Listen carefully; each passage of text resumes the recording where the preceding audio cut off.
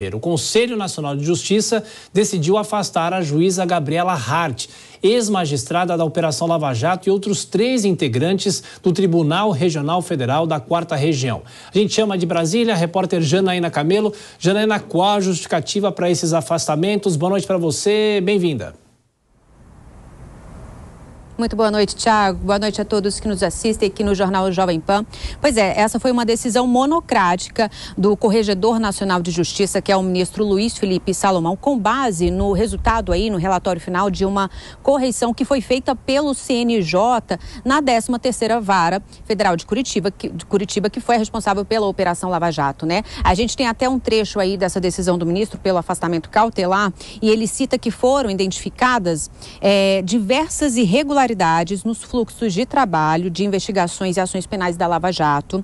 Diz que, especialmente, essas identificações, esses apontamentos de falhas foram identificadas nos mecanismos de controle e prestação de contas dos repasses de valores em contas judiciais da Petrobras, decorrentes dos acordos de delação premiada e de leniência homologados pela 13ª Vara. A gente lembra que a Gabriela Hart, ela substituiu Um pouquinho a Janaína complementa as informações nessa notícia que agitou o mundo do judiciário nessa segunda-feira. Lembrando que ela foi substituta de Sérgio Moro nos trabalhos da Operação Lava Jato, quando o ex-juiz deixou a magistratura para assumir um cargo no governo de Jair Bolsonaro. Agora sim, Janaína Camelo complementando as informações aqui no Jornal Jovem Pan. Janaína. Pois é, Thiago, como eu estava falando, a gente lembra que a Gabriela Hart, ela substituiu o Sérgio Moro na 13ª Vara, né, da Operação Lava Jato, e ela foi responsável aí por validar acordos de leniência e de delação premiada entre a Petrobras e o Ministério Público Federal. E um desses acordos, ele previa aí a criação de uma fundação privada para ações contra a corrupção, queria gerir 2,5 bilhões de reais oriundos aí de acordos de leniência quando a Petrobras era investigada nos Estados Unidos. E aí, então, o Corregedor Nacional, ele disse o seguinte, que a decisão da juíza foi baseada em informações incompletas e até mesmo informais fornecidas fora dos autos. Ele diz que a Gabriela Hart cometeu atos em sua decisão que podem recair em crimes de peculato, prevaricação e corrupção, além de infrações administrativas graves. Então, como você disse, além da juíza, foram afastados aí também do judiciário os desembargadores federais Thompson Flores e Louraci Flores de Lima, ambos do TRF da 4ª Região, e o juiz federal Danilo Pereira Júnior, que é o atual responsável aí pela 13ª Vara Federal de Curitiba. Os 3 magistrados, eles teriam desobedecido aí decisões do Supremo Tribunal Federal ao determinar a prisão aí de investigados na Operação Lava Jato em processos já suspensos pela Suprema Corte. E aí o afastamento cautelar desses magistrados acontece um dia antes de um julgamento, Thiago, que já estava marcado pelo CNJ para analisar essa correção a esse relatório final na 13ª Vara. Agora, então, essa mesma sessão vai analisar, então, também essa decisão monocrática desses afastamentos. Em nota, a Associação dos Juízes Federais do Brasil criticou essa decisão do ministro Luiz Felipe Salomão. A gente tem também aí para mostrar na tela, disse que o órgão com a competência para deliberar pelo afastamento é o plenário do CNJ e que, por isso, é inadequado o afastamento por decisão monocrática na véspera de tal julgamento.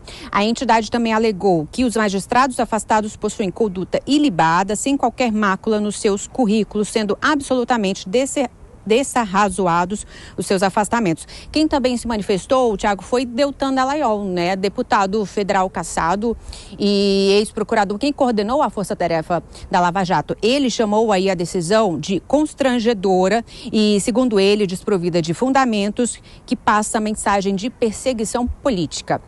Thiago, é com você. Ok, Janaína Camelo trazendo as últimas informações do Judiciário em Brasília. Bom trabalho para você, até mais tarde. Aqui nos estúdios, Nelson Kobayashi. Kobayashi, boa noite, bem-vindo sempre.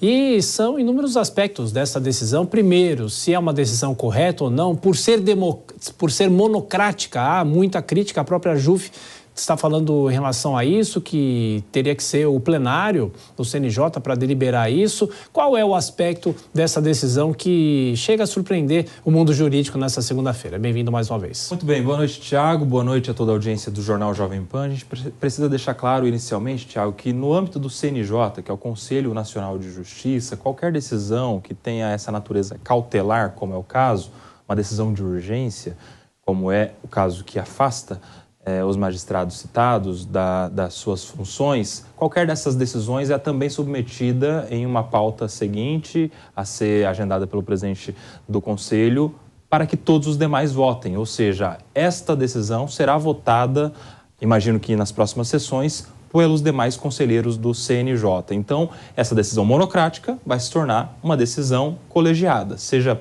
mantendo o afastamento ou seja derrubando o afastamento.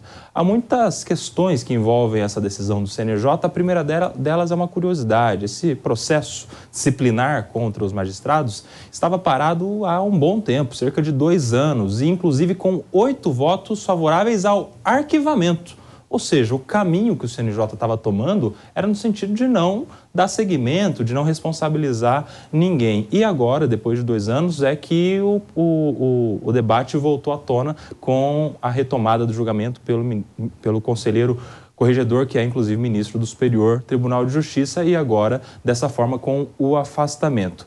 Como a gente já teve votos favoráveis ao arquivamento por uma outra composição do CNJ, agora nós temos essa novidade, que é do corregedor em sentido contrário, provável que a gente tenha debates nas próximas sessões do CNJ, seja para manter ou seja para reformar essa decisão inicial. Bom, e essa decisão joga mais debate sobre o legado da Lava Jato, de que maneira, não é, Kobayashi? Porque aos poucos a operação vai sendo desfigurada, mas será que nada adiantou dessa operação, que foi uma operação célebre, que constatou corrupção, mas talvez o que o judiciário fez é esse que é o debate, e isso joga polêmica, reacende ainda mais essa polêmica. Pois é, tudo que envolve a Lava Jato mexe de alguma forma com uma nostalgia do brasileiro a respeito do combate à corrupção, ver poderosos sendo processados e julgados, alguns presos, e naturalmente mexe também com algumas emoções que podem, vez ou outra, contaminar o debate mais técnico, racional a respeito da Lava Jato.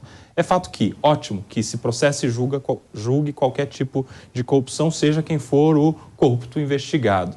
Mas não pode ser a qualquer custo. E neste caso em específico, essa investigação se dá no CNJ pelos abusos, pelos excessos que foram cometidos pelos juízes da Lava Jato. Tanto os juízes da 13ª Vara Federal de Curitiba, como aquelas decisões que foram confirmadas no âmbito do Tribunal Regional Federal da 4ª Região, lá em Porto Alegre, que é o órgão que revisa as decisões da primeira instância federal. E aí a gente está citando, por exemplo, alguns combinados que existiam entre os juízes e os procuradores. Nessa decisão do CNJ, que afasta a juíza, inclusive o conselheiro relator, o corregedor do CNJ, cita um certo descambamento, ele fala que estaria descambando a juíza para a ilegalidade no momento em que começa a combinar, a consultar os procuradores a respeito das decisões que teria.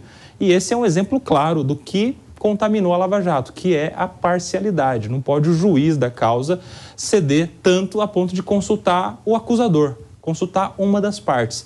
Isso, de alguma maneira, fere, contamina de nulidade, que a gente já viu acontecer, e de tantos outros aspectos, inclusive disciplinares, esse processo que lá atrás tinha caído no gosto do brasileiro.